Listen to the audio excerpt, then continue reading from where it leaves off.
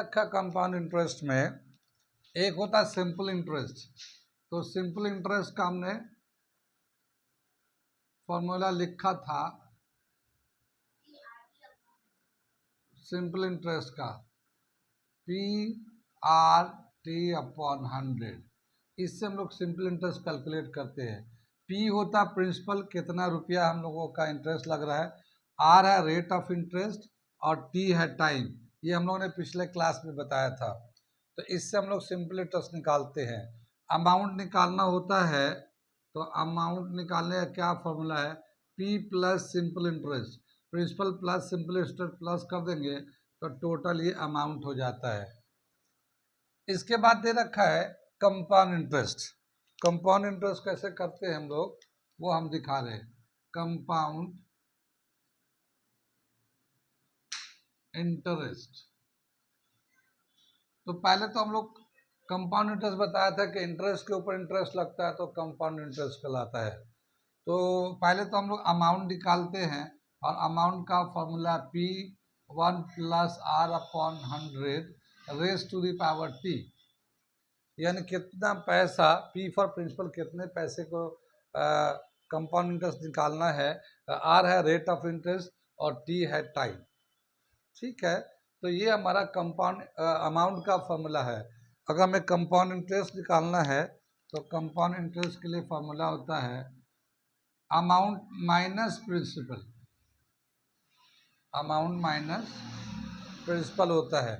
तो अमाउंट का फॉर्मूला तो ये है P1 plus R/100 raise to the power T, ये तो अमाउंट का फॉर्मूला है। और P जो है ये माइनस P ये यहाँ लिख दिया, तो P इसमें कॉमन निकाल लिया, और ये आ जाता 1 plus R/100 raise to the power T -1। ये हमारा कंपाउंड इंटरेस्ट का फॉर्मूला आ जाता है। तो दो फॉर्मूले होंगे हमें, एक तो ये हो गया, ठीक है, अमाउंट का फॉर्मूला ये है, कंपाउंड इंटरेस्ट का फॉर्मूला ये है, और ये सिंपल इंटरेस्ट का है। और जो रेट है, रेट होता है, और T जो ना टाइम होता है।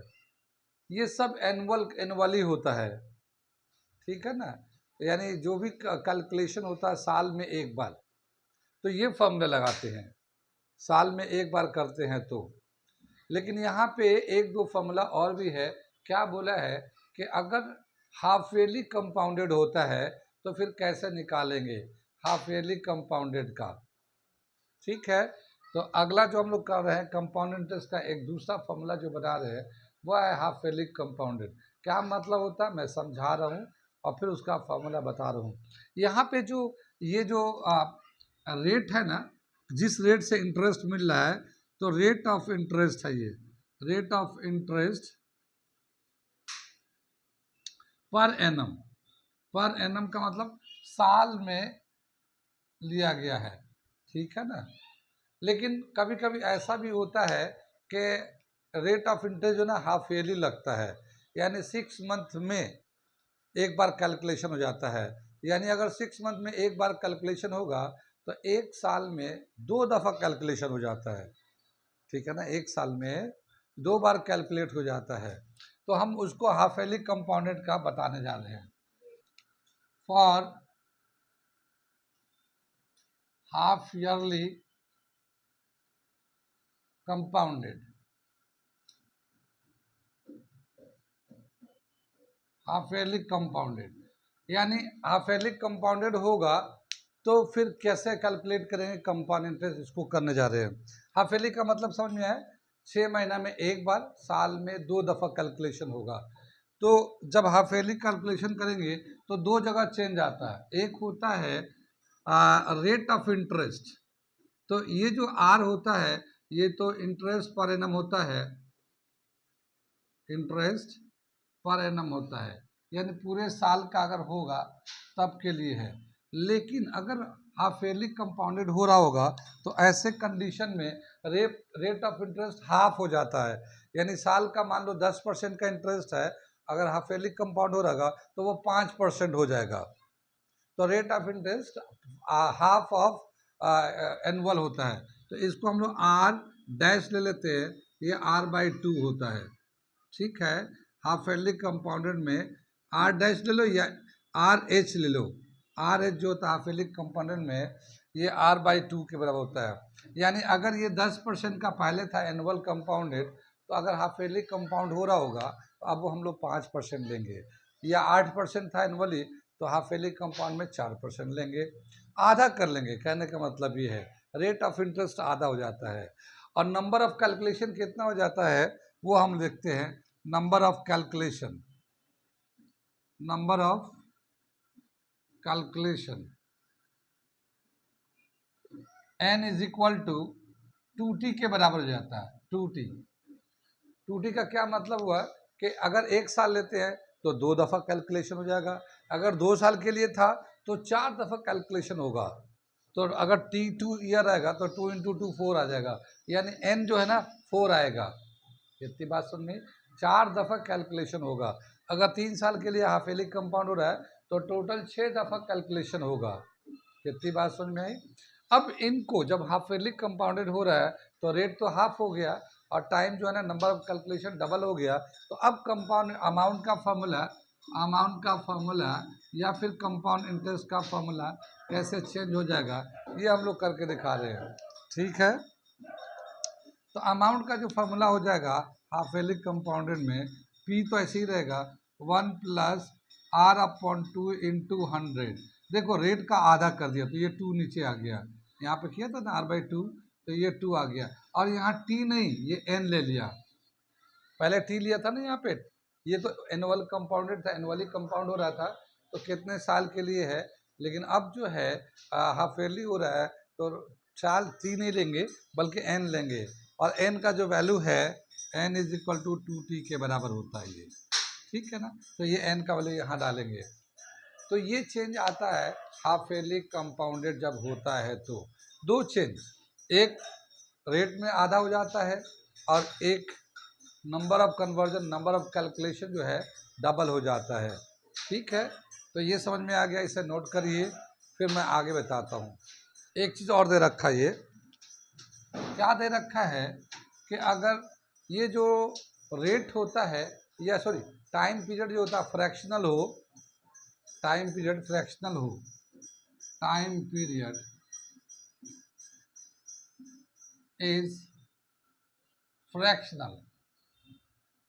क्या मतलब हुआ इसका, जैसे मान लो अमाउंट निकाल लें तो P1 प्लस r/100 और रेशियो t आता ना, और t की जगह पे मान लो हम लोग के 1 प्लस r/100 और t जो आ रहा है मान लो 5/4 आ रहा है, या फिर 1 2/3 आ रहा है, ऐसे आ रहा है ना, 1 2/3 ऐसे आ रहा है। तो फिर इसको कैसे करेंगे कैलकुलेट, तो जो ये जो 1 ईयर है इसको तो हम लोग ऐसे ही ले लेंगे, जो पूरा साल होगा वो हम लोग डायरेक्ट ले लेंगे, जैसे ये हमारा आ गया, ये डायरेक्ट ले लेंगे।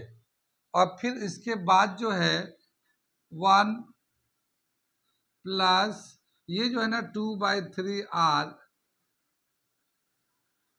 ये अपॉन 100 कर लेंगे, इसको ऐसे कर लेंगे सिंप्लीफाई। कुछ बात समझ में आई। यानी ये जो अमाउंट था, ये जितना पावर था 1 तो सीधा निकाल लिए बाहर, ठीक है। और अब यहाँ पे आ जाएगा 1 प्लस ये जो फ्रैक्शन में था पावर 2/3 इंटू r/100, ये हो जाता है। या यूँ कह सकते हैं कि ये जो है ना जो होल ईयर होता है वो तो कंपाउंड इंटरेस्ट में निकाल लेते हैं, लेकिन जो फ्रैक्शन ईयर होता है वो सिंपल इंटरेस्ट में निकालते हैं हम लोग। जो फ्रैक्शन ईयर होता है वो सिंपल इंटरेस्ट निकालते हैं और फिर उन दोनों को प्लस कर देते हैं। ये तरीका है कि जो होल ईयर होता है उसका तो हम लोग कंपाउंड इंटरेस्ट के हिसाब से कैलकुलेट कर देते हैं, और जो फ्रैक्शन होता है उसका हम लोग सिंपल इंटरेस्ट कर देते हैं। ये समझ बात आई। मैं थोड़ा सा इधर करके दिखाता हूँ, ये चीज़ थोड़ा सा एलेबरेट कर दे रहा हूँ। तो ये जो है ये P है 1 प्लस r/100 और रेस टू दी पावर मान लो 2 1/3 है, ठीक है ना। ये इस तरह से पावर है, या इसको हम लोग कैसे कर सकते हैं, इसी को हम लोग कैसे लिख सकते हैं, P1 प्लस R अपॉन 100 7/3, ऐसे भी पावर लिखता है हम लोग। 7/3 को 2 1/3 भी लिख सकते हैं। कितनी बात समझ में आई? हाँ, अब देखो इसमें क्या है, ये जो पावर है ना टाइम की जगह पे, ये दो पार्ट में है, एक तो होल नंबर में, ये फ्रैक्शन नंबर में है। तो जो होल नंबर में है वो तो कंपाउंड इंटरेस्ट के तौर पे ले लेंगे, ये होल नंबर में कंपाउंड इंटरेस्ट के तौर पे ले लेंगे। कैसे? P1 plus R upon 100 raise to the power 2, ये तो कंपाउंड इंटरेस्ट के तौर पे ले लिया। ये अमाउंट आ गया हमारा, बल्कि कंपाउंड इंटरेस्ट नहीं बल्कि अमाउंट आ गया इसका। और अमाउंट जो आएगा ये हमारा principal plus compound interest plus करके आता, तो ये अमाउंट हो जाएगा। फिर इसमें 1/3 का हम लोग और इंटरेस्ट लेके प्लस कर देंगे, तो इसका हम लोग सिंपल इंटरेस्ट ले लेंगे, simple interest for 1/3 years.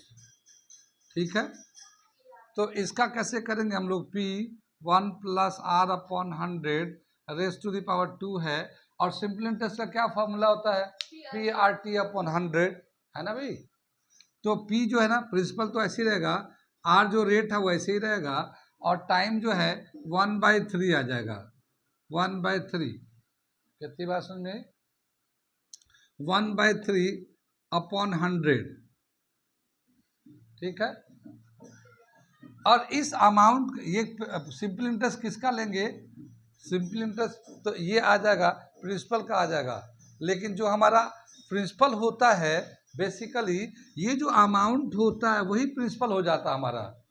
Fraction के लिए जो हमारा ये अमाउंट है, ये अमाउंट है ना, ये यही हमारा प्रिंसिपल हो जाता है। तो हम लोग यहाँ पे P नहीं बल्कि A लिखेंगे। कुछ बात समझ में आ रही? ये A लिखेंगे, नहीं समझ में आया?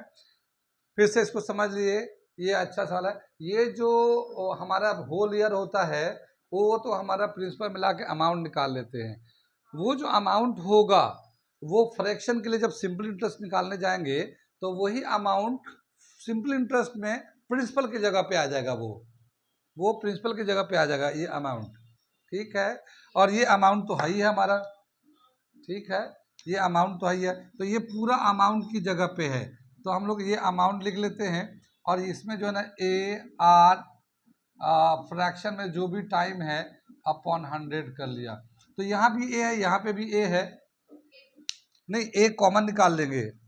ठीक है, तो A को जब कॉमन निकाल लेंगे तो A बाहर निकल जाता है, यहाँ पे बचेगा 1 और ये बचेगा R, और ये फ्रैक्शनल ईयर जो है वो रहेगा, नीचे 100 रहेगा। ये इस तरह से आ जाता है फाइनल अमाउंट, टोटल अमाउंट जो निकलेगा वो इस तरह से आएगा। कितनी बात समझ में आई? कुछ समझ बात आ रही है? ये यानी कि जब टाइम जो होगा फ्रैक्शन में होगा तो होल ईयर का जो कंपाउंड इंटरेस्ट अमाउंट बन के आएगा वो फ्रैक्शन के लिए सिंपल इंटरेस्ट में प्रिंसिपल की जगह पे यूज होगा। तो हमने ये दिखाया यहाँ पे ए की जगह पे, प्रिंसिपल की जगह पे हम लोगों ने ए यूज किया। ए जो है ना ये अमाउंट होता है ये। ठीक है, ए को बाहर निकालेंगे तो हमने यही वाला फॉर्मूला यहाँ लिखा, देखो अमाउंट का ए P1 प्लस R अपन 100, ये 1 ईयर था तो 1 बाहर निकाल दिया हमने, और फिर ये 1 जो है ना ये 1 R, और ये 2/3 था फ्रैक्शन में, 2/3 R अपॉन 100, यही फॉर्मूला है वो, लेकिन वो कंबाइन में लिखा था, मैंने यहाँ पे अलग अलग करके लिखा है। कितनी बात समझ में आई? आ रहा है इसे रिवीजन करिएगा, और फिर नहीं समझ में आया तो मैं बता दूंगा फिर से एक बार। देखो जब फ्रैक्शनल पावर होगा तब की बात है, बाकी तो नॉर्मल तो हमारा चलता ही रहता है, वो मैं कराऊंगा, क्वेश्चन तो समझ में आ ही जाएगा, लेकिन जब पावर जो फ्रैक्शन में होता है तब की बात बताते हैं हम लोग इस तरह का। कितनी बात समझ में आई? आगे चले, एक और कंसेप्ट बताता हूँ मैं। एक क्वेश्चन दे रखा है कि एक प्रिंसिपल है, मतलब कुछ पैसे जमा करते हैं तो मान लो ये 10 साल के बाद वो डबल हो जाता है। यानी मान लो हमने एक जगह 100 रुपये जमा किए, ठीक है, तो ये 10 साल के बाद ठीक है, ये 200 रुपया हो गया, यानी 100 रुपया हमने जमा किया और 100 रुपया इंटरेस्ट मिला। कितनी बात सुन में?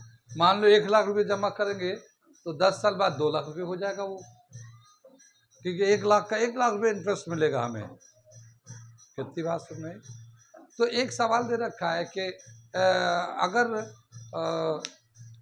10 साल बाद मान लो एक प्रिंसिपल जो है ना डबल हो जाता है वो अपने आप का, यानी जितना उसका प्रिंसिपल होता है उतना ही उसका इंटरेस्ट भी मिल जाता है। देखो अमाउंट कैसे निकालते हैं, अमाउंट होता है principal plus interest, compound interest. अगर P और ये भी P हो जाए तो ये 2P के बराबर हो जाएगा, तो अमाउंट जो है ना डबल हो गया, प्रिंसिपल का डबल हो गया ये। ठीक है, तो कितने मतलब बताया कि मान लो 10 साल बाद एक प्रिंसिपल जो ना डबल हो जाता है, यानी कि जितना उसका पैसा है उतना ही और इंटरेस्ट मिलके डबल हो जाता है। अगर 1 लाख है तो 10 साल में 2 लाख हो गया, 5 लाख है तो 10 लाख हो जाएगा 10 साल बाद। ठीक है, तो कितने साल बाद वो 4 गुना हो जाएगा, यानी 1 लाख का 4 लाख हो जाएगा वो कितने साल बाद?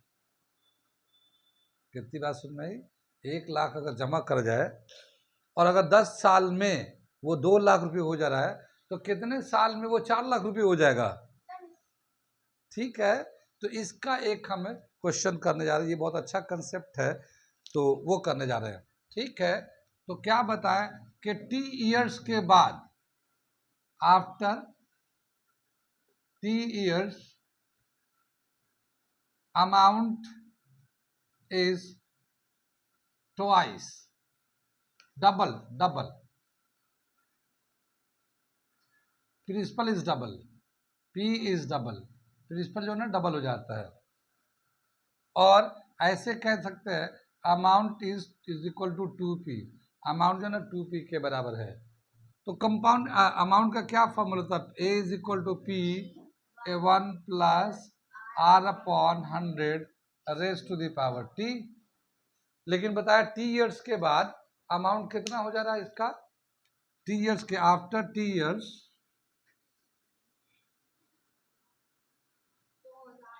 ये A जो है ना, A जो है ना 2P के बराबर हो जाता है। तो हम लोग यहाँ एक जगह पे 2P लिख देते हैं और ये P 1 plus R upon 100 raise to the power T। अब देखो ये P से P कैंसिल हो जाएगा, ठीक है ना, तो 2 इज इक्वल टू क्या आ जाएगा?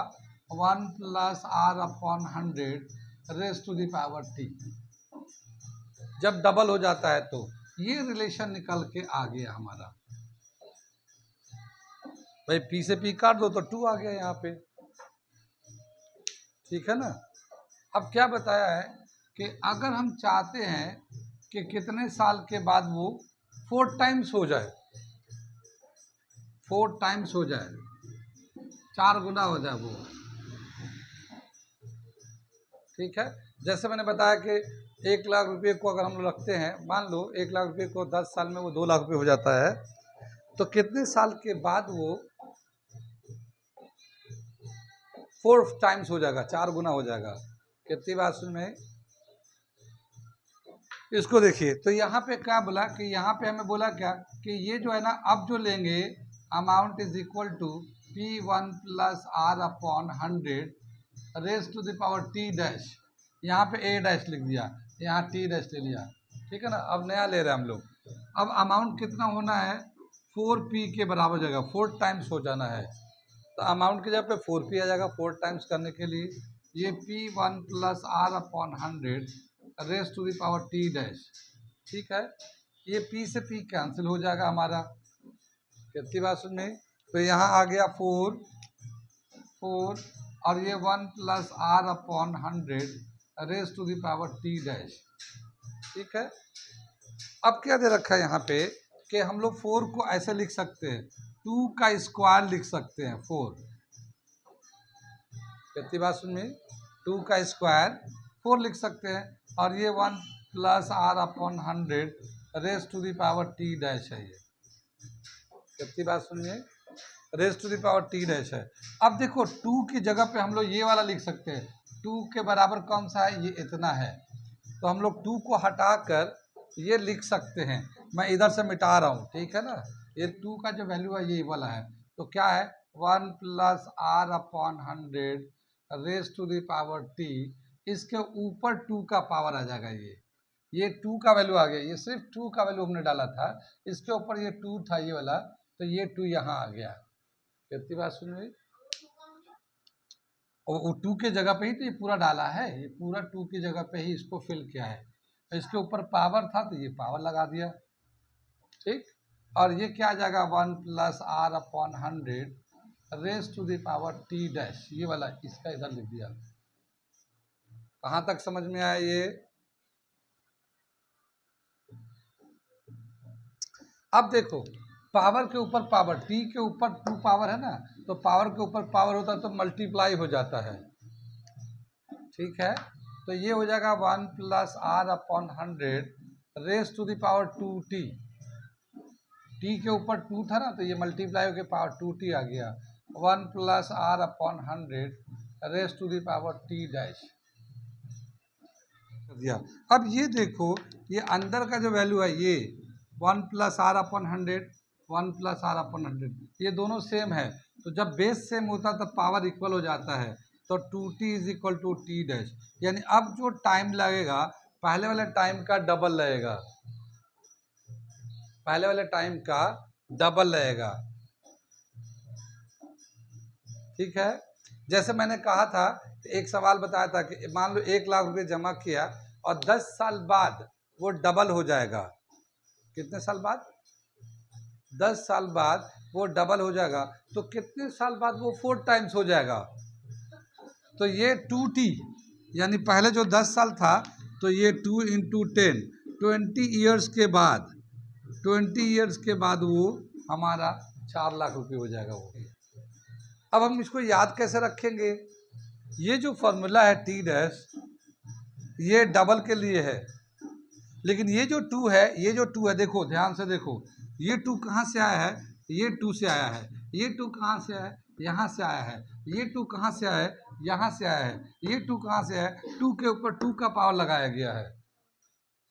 4 जो है ना, 2 के ऊपर 2 का पावर लगाया गया, यानी यहाँ जो नंबर आएगा, जितना टाइम्स बोलेगा उसको 2 का फैक्टर होगा, वो 2 का फैक्टर होगा। जैसे अगर बोले कि 8 टाइम्स हो जाए, कितने साल बाद वो 8 गुना हो जाए, ठीक है। तो इसी जगह पे हम लोग क्या करेंगे, हम लोग बोलेंगे कि 8 गुना हो जाए, तो देखो ये यहाँ 8 लिख देंगे, ये यहाँ 8 आ जाएगा, और ये 2 पे 3 का पावर आ जाएगा, 2 पे 3 का पावर जाएगा। 8 कैसे होता है? 2 का फैक्टर होता है ये। 8 का फैक्टर क्या होता है? 2 इंटू 2 इंटू 2, 3 दफा 2 आता है, तो 2 पे 3 का पावर लगाए तो 8 हो जाएगा। और इस 2 का वैल्यू यहाँ से डालेंगे तो यहाँ पे कितना आएगा? 3 आएगा, फिर ये 3 आ जाएगा, ये 3 आ जाएगा। कितनी बात समझ में आई? तो क्या समझ में आया कि डबल या 8 टाइम्स या जितना टाइम्स भी बोलेगा ना, उसके लिए क्या करना पड़ेगा? 2 का फैक्टर करेंगे पहले, और 2 पे जितने का पावर बनेगा उस पावर से जो टाइम डबल का दे रखा उससे मल्टीप्लाई कर दो। अब जैसे मैंने कहा ना, ये 8 गुना कितने साल में हो जाएगा, तो 8 टाइम्स कितने साल में हो जाएगा, तो 8 क्या होगा? 8 का फैक्टर ले लो, तो 8 का फैक्टर ये इस तरह से आ जाता है ना। तो 8 यानी कि 2 पे 3 का पावर 8 होता है ये, तो ये पावर 3 हो गया। तो जितने साल में डबल हो रहा था, अब 8 टाइम्स कितने साल में हो जाएगा, उस टाइम को 3 से मल्टीप्लाई कर दो, उस टाइम को 3 से मल्टीप्लाई कर दो। अगर बोला क्या 16 टाइम्स का, कितने साल बाद 16 टाइम हो जाएगा? कितने साल बाद 16 टाइम्स हो जाएगा, तो 2 का फैक्टर कर लो, और 2 पे कितने का पावर 16 होता है? 2 पे 4 का पावर 16 होता है। कितनी बात समझ में आई? 2 पे 4 का पावर 16 होता है, तो कितने साल बाद? अब इसको हम लोग 4 से मल्टीप्लाई कर देंगे, 40 ईयर्स में वो 16 गुना हो जाएगा, 16 टाइम्स हो जाएगा। तो ये जो नंबर आता है, हमें जो टाइम निकालना है टी डैश, वो ये जो है पावर जो आता है 2 पे पावर इंटू टी लगा देते हैं, 2 पे जितना पावर होगा उस पावर से एक्सपोनेंट ऑफ पावर ऑफ 2। तो मैं एक शॉर्टकट फॉर्मूला बता दे रहा हूँ यहाँ से। तो ये देखो, यहाँ मैं मिटा दे रहा हूँ, ये तो मैंने करके दिखाया है सब, लेकिन अब मैं शॉर्टकट में बता दे रहा हूँ कंपटीशन में करने के लिए।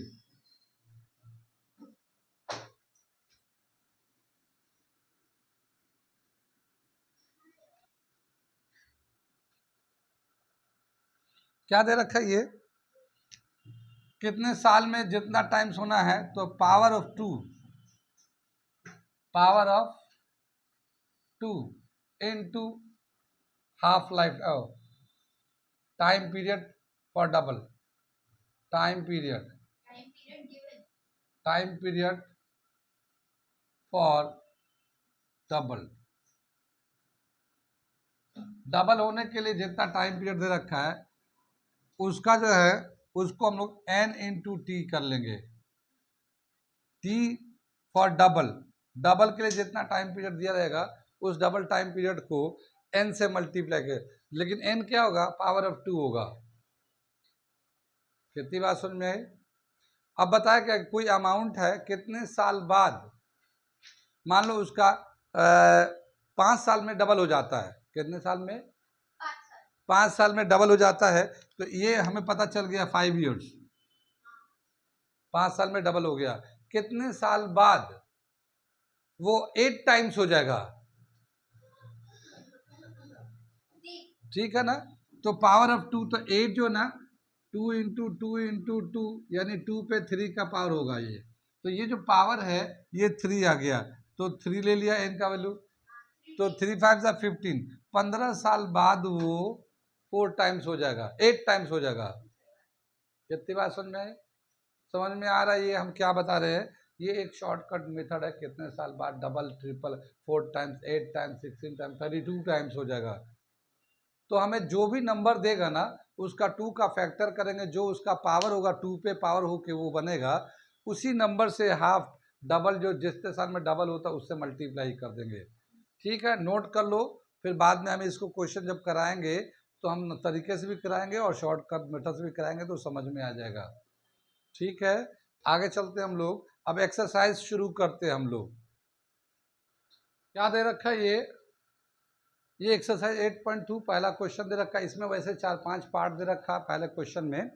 तो पहला पार्ट जो दे रखा है ए, इसमें पहले क्वेश्चन के लिए calculate the amount and compound interest on, यानी दो चीज निकालना, कंपाउंड इंटरेस्ट निकालना है और अमाउंट भी निकालना है। क्या दे रखा पहले पार्ट में, ए में ₹10,800 for 3 years at 12.5% per annum compounded annually. ठीक है, तो यहाँ प्रिंसिपल कितना है हमारा, पी का वैल्यू जो है सोल्यूशन कर रहे हैं हम लोग, तो पी कितना दे रखा है ₹10,800 और आर कितना दे रखा हमारा 12/2% यानी 25/2%। ठीक है ना, और टाइम कितना लिया है, टाइम लिया है इन्होंने 3 years।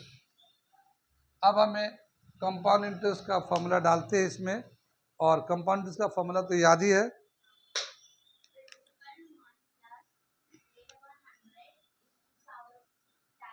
अमाउंट निकाल लेते हैं, पहले अमाउंट निकाल लेते हैं।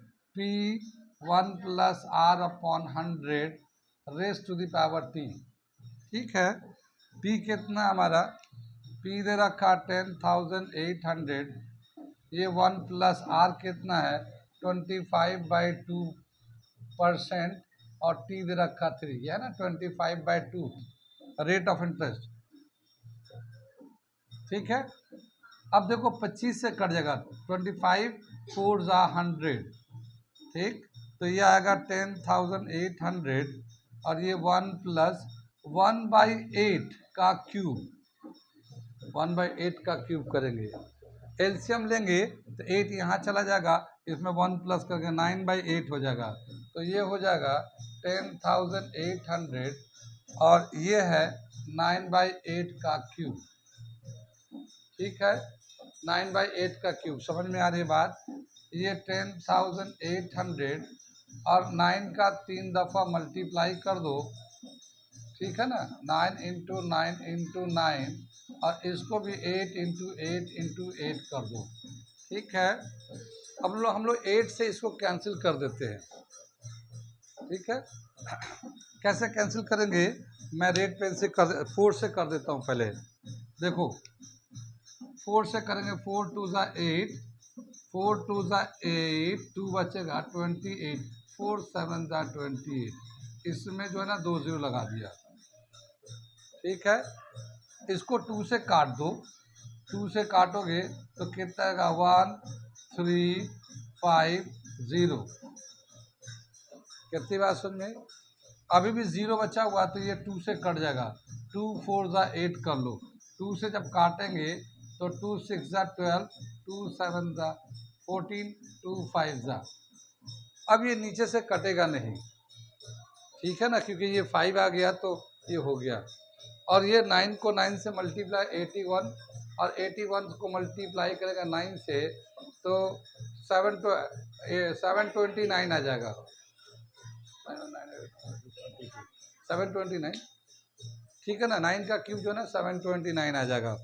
तो इसको हम लोग लिखते हैं आगे, यहाँ तक नोट कर लो, फिर मिटा के मैं इसे कंप्लीट करता हूँ।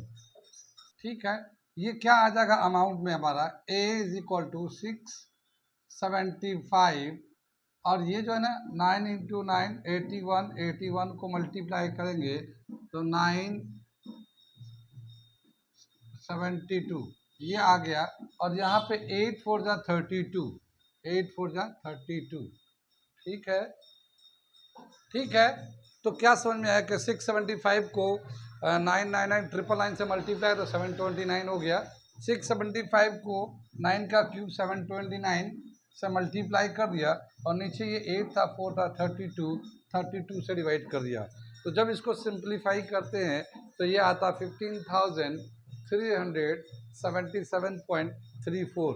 ये अमाउंट हो गया इसका, ये अमाउंट हो गया। अब हमें कंपाउंड इंटरेस्ट निकालना है, तो कंपाउंड इंटरेस्ट कैसे निकालते हैं हम लोग, अमाउंट में से प्रिंसिपल को माइनस कर देते हैं, अमाउंट में से प्रिंसिपल को माइनस कर देते हैं। तो अमाउंट तो 15,377.34 है, इसमें से प्रिंसिपल क्या है, 10,800 को माइनस कर देते हैं। तो इसका जो आंसर होगा हमारा, ये तो 3.34 तो रहेगा ही रहेगा, और ये हमारा 7, ये 7, 13 में से 8 गया 5 और 4, ये आ जाएगा हमारा, इतना आ गया 4,577.34, इतना इंटरेस्ट आ गया। इतनी बात समझ में, कहाँ कहाँ समझ में आया, कहाँ कहाँ नहीं आया। हमारा सिंपल फार्मूला था कंपाउंड इंटरेस्ट का, उसमें हम लोगों ने वैल्यू डाला, अमाउंट निकाला, और अमाउंट में से प्रिंसिपल को माइनस कर दिया, तो हमारा कंपाउंड इंटरेस्ट निकल गया। ठीक है, कंटिन्यू करेंगे हम लोग यहाँ से अगला क्वेश्चन के लिए नेक्स्ट क्लास में। आज यहीं पे छोड़ देते हो।